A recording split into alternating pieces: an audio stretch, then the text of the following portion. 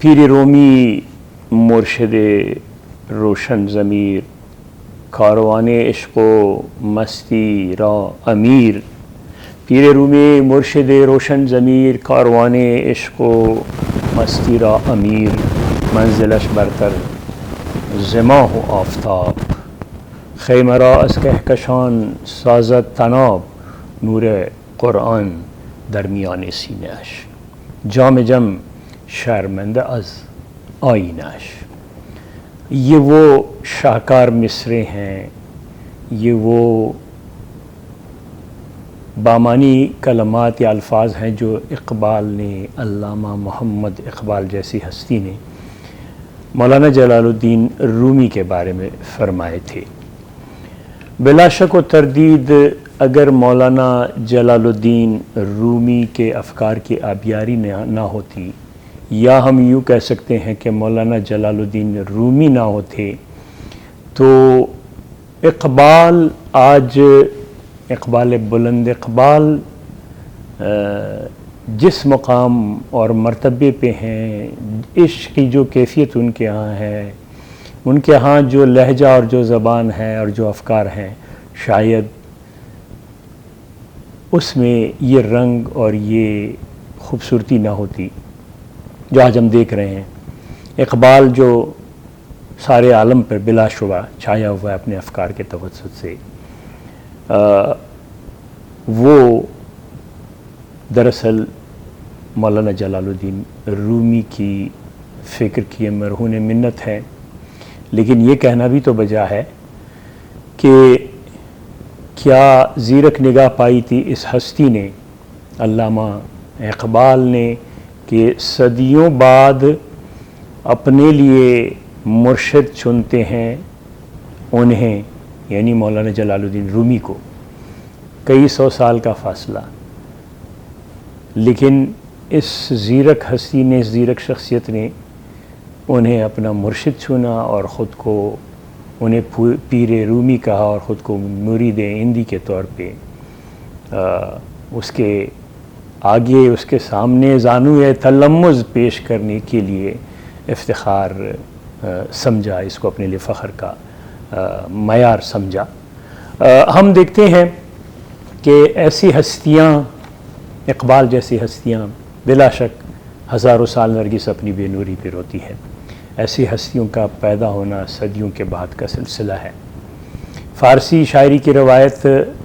بہت عظیم ہے، بہت بڑی ہے، لیکن اقبال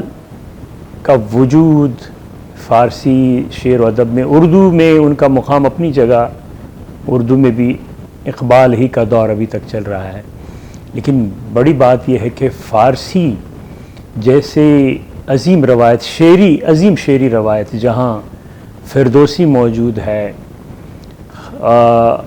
ثنائی، حکیم ثنائی موجود ہے، عطار موجود ہے، حافظ ہے، خیام ہے، اور مولانا جلال الدین رومی اور سعدی ہیں، وہاں اقبال اپنا سکہ ایسے جماتے ہیں کہ اس کے بعد پھر کوئی آواز ایسی اٹھتی ہوئی دکھائی نہیں دیتی جو اقبال کے بعد سننے کے قابل ہو۔ آج بھی اقبال کا دور ہے فارسی میں، آج بھی اقبال کی پیروی ہو رہی ہے، لیکن وہی میں عرض کروں کہ یہ رومی کی پیروی کے سبب ہے۔ مولانا جلال الدین رومی کی مریدی انہوں نے اختیار کی تو اس وقار پہ پہنچے۔ ہم دیکھتے ہیں کہ مولانا جلال الدین رومی بھی ایک مفتی تھے، ایک فقیہ تھے، ایک خطیب تھے۔ ان کی کھایا بھی ایک شمس نما شمس نے، ایک ایسی ہستی نے جسے شمس تبریزی کے نام سے ہم جانتے ہیں، انہوں نے ان کی کایا پلٹ دی۔ اس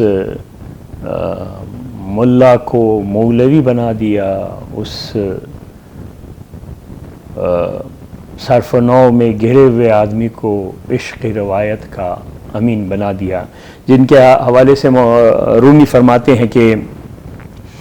زاہد بودم ترانہ گویم کر دی، سر حلقے بزم و باد جویم کر دی، سجادہ نشین با وقاری بودم، بازیچے کودکان کویم کر دی۔ اور یہی چیز ہم دیکھتے ہیں کہ اقبال نے جب پرکھا، دیکھا، جانچا تو انہیں مولانا جلال الدین رومی نظر آئے اور ان سے اپنی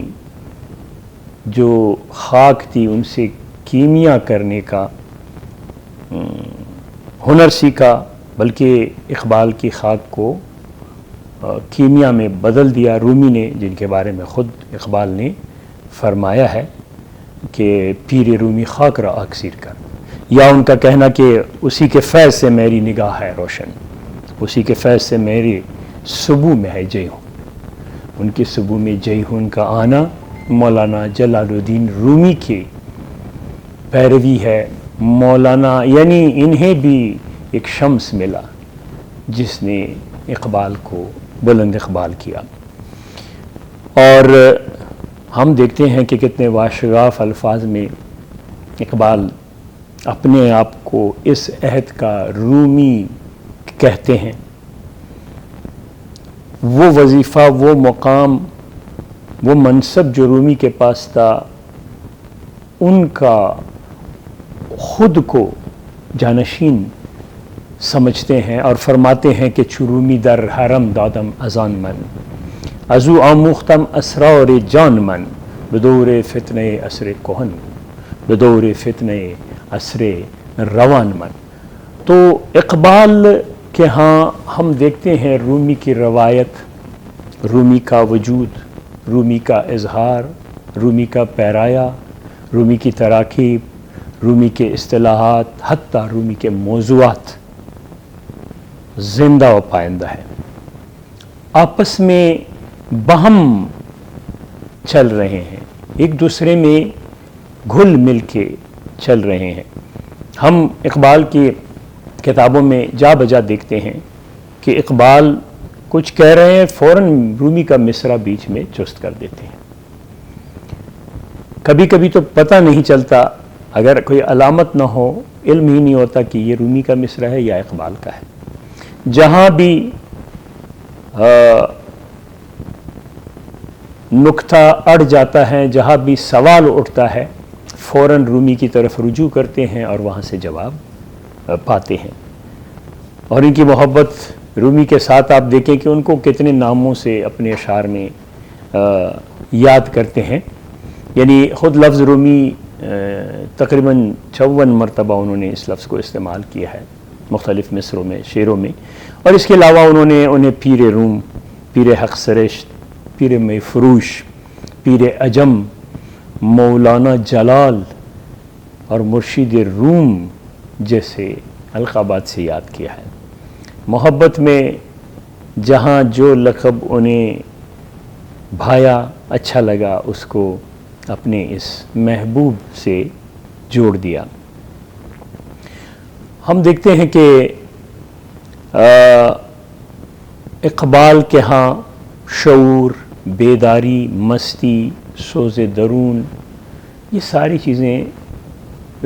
پیر روم کے فیض سے انہیں میسر ہے۔ ان کے ہاں یہ جو تمام نکات ہیں، یہ حتیٰ اقبال کے ہاں جو ایک بہت مضبوط پیرایا ہے خودی کا، اس کی جھلک بھی، اس کی بنیادی بھی رومی کے ہاں، مولانا جلال الدین رومی کے ہاں ہمیں ملتی ہے، کیونکہ ظاہر ہے کہ اسی رومی کی فکر نے، رومی کے اثر نے ان کو اکسیر بنا دیا، ان کے سانسوں میں گرمی پیدا کی، زندگی وہاں چلی آئی،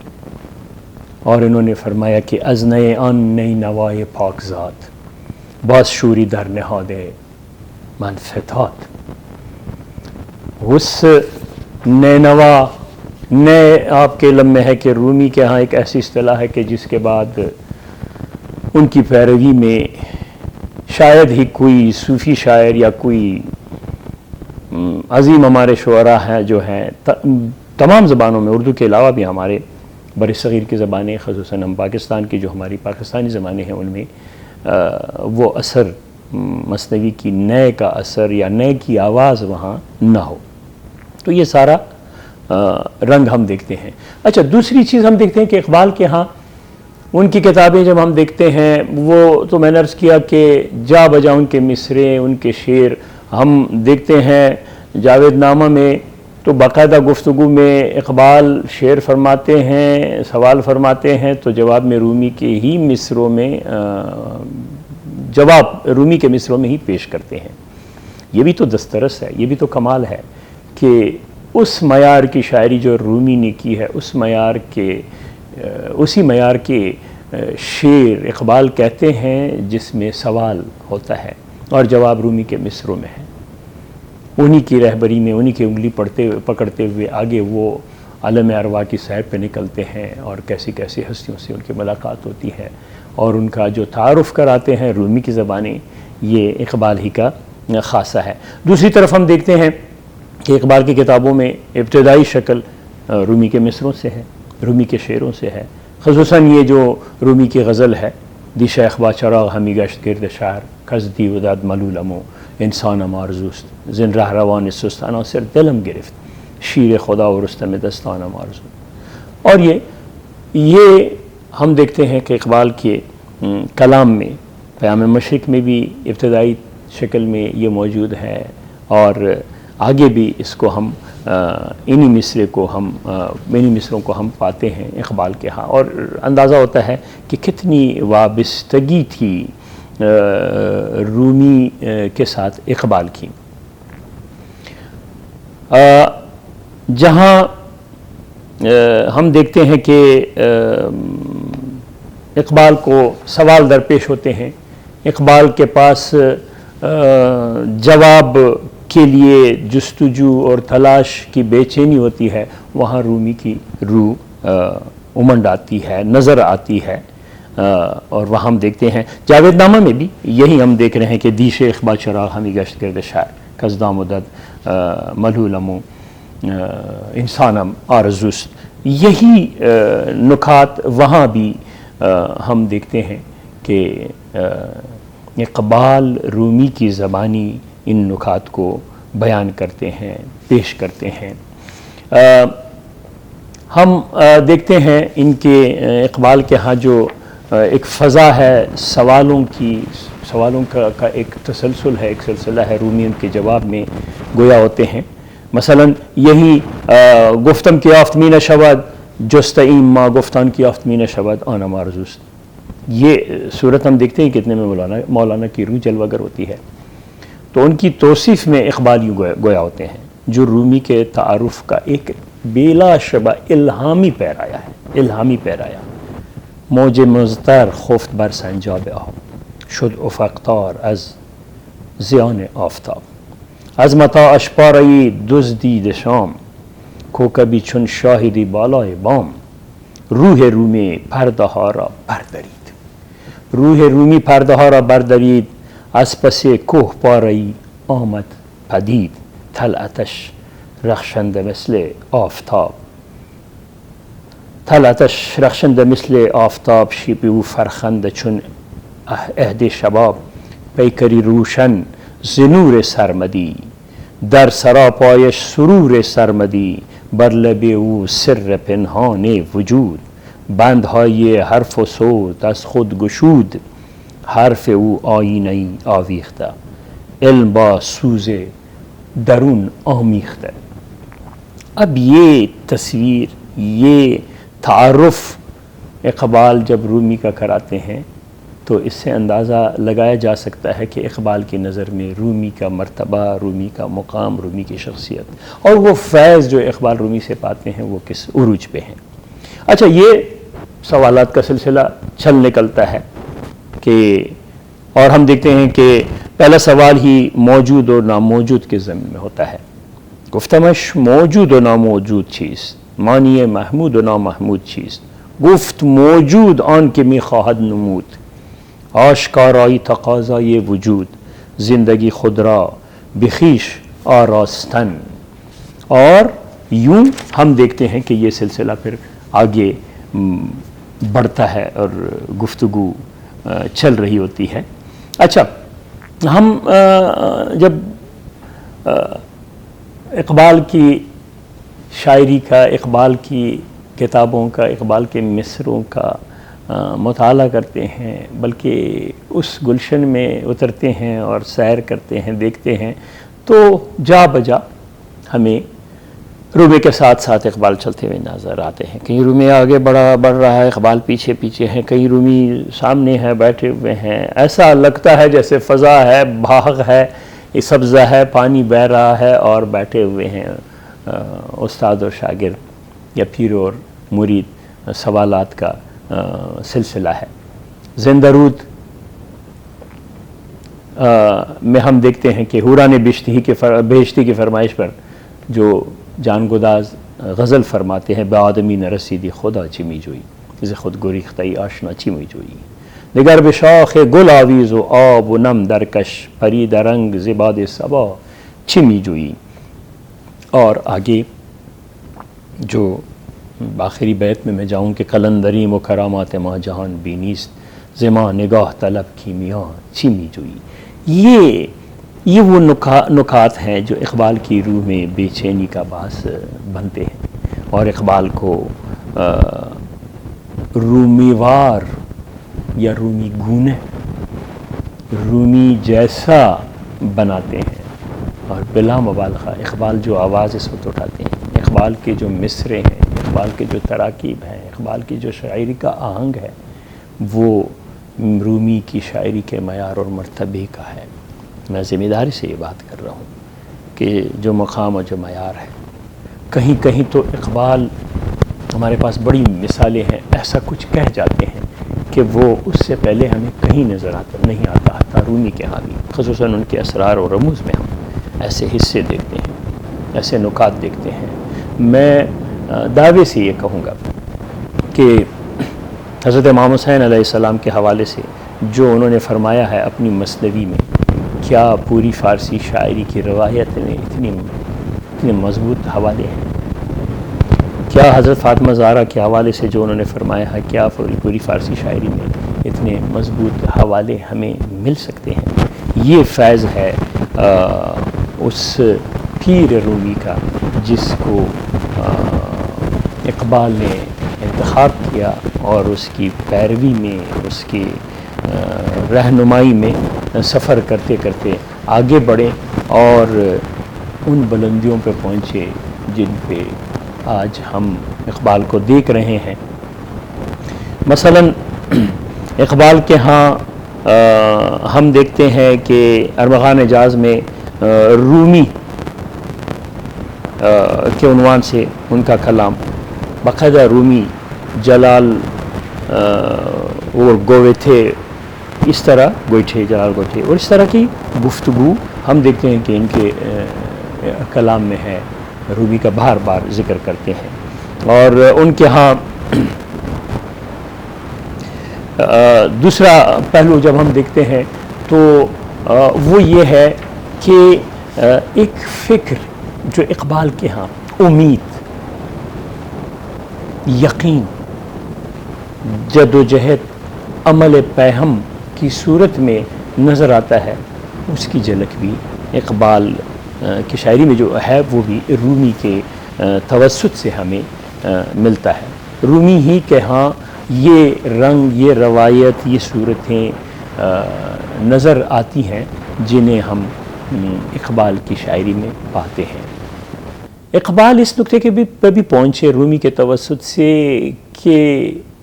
زندگی کیا ہے، زندگی کا فلسفہ کیا ہے، زندگی کا ہدف کیا ہے، بلندیاں کیا ہے، اور رومی کا مقام یا رومی کا نظریہ اس حوالے سے ہے کیا ہے۔ وہ فرماتے ہیں مرشد رومی حکیم پاکزاد، سر مرگ و زندگی بر ما گشاد۔ مرشد رومی وہ حکیم پاکزاد جو تھے، اسی نے تو موت اور زندگی کے راز ہم پہ کھولے، وہ دروازے کھولے۔ ہر ہلاک امت پیشین کی بود، از چی بود زان کے بر جندل گمان بردند عود۔ امتوں نے فریب کھایا، امتیں فریب کا شکار ہوئی اور مرگ اور زندگی کے فلسفے کو نہیں سمجھ سکے۔ اور ہم دیکھتے ہیں اقبال کے ہاں کہ بہت سی عظیم شخصیات کو تعریف بھی ان کے کرتے ہیں، لیکن ہم دیکھتے ہیں کہ کہیں انہیں نظر آتا ہے کہ نہیں، سفر اگر کرنا ہے تو رومی کے ساتھ وہ منزلوں تک پہنچانے والے ہیں، وہ منزل ما کبریا تک لے جا سکتے ہیں. بو علی اندر غبار ناک گم دست رومی پردہ محمل گرفت. یعنی ان کے نظر میں بو علی کی پیروی ناکے کے گرد و غبار میں گم ہونا ہے. منزل تک پہنچنا ہے تو کیا پیر رومی کی پیروی کرنی ہوگی, پیر رومی کی ہم رکابی کرنی ہوگی, انہی سے فیض لینا ہوگا, انہی سے راہنمائی لینی ہوگی, انہی کے ساتھ قدم ملا کے چلنا ہوگا, تو تب کسی منزل پر پہنچتے ہوئے نظر آئیں گے. اور یہ نکتہ بھی میں یہاں ذکر کروں کہ اقبال کے ہاں نہ صرف رومی کا جا بجا وہ شمس تبریز کا ذکر بھی کرتے ہیں, باقاعدہ جیسے شمس کا فیض رومی کے توسط سے انہیں بھی پہنچتا رہا ہے.